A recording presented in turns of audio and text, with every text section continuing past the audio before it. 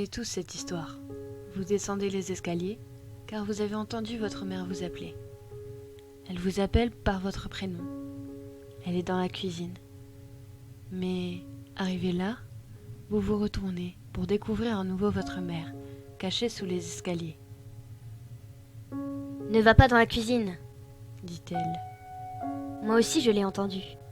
C'est juste une de ces histoires idiotes. Mais imaginez ce qui arrive après. Vous devez faire un choix. Vous, un enfant, si jeune, devez prendre une décision. Vous vous souvenez de tout.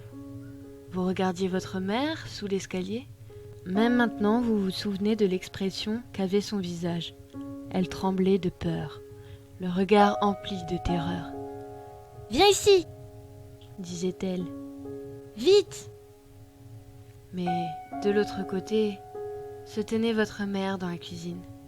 Elle vous regardait d'une manière étrange, mais elle était si grande, dominante, comme si elle pouvait vous protéger.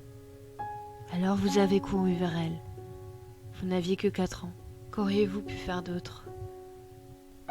Elle avait hésité quelques instants, avant de vous enlacer en retour. Et à ce moment-là, la mère qui était sous l'escalier avait disparu. Pour toujours. Vous avez fait un choix. Vous avez grandi avec cette décision. Mais quelquefois, vous vous posez des questions. Votre mère vous regarde quelquefois avec une expression étrange, comme si elle ne vous reconnaissait pas. Plus vous vous approchez de l'âge adulte, plus vous vous éloignez l'un de l'autre. Puis un jour, vous entrez au lycée.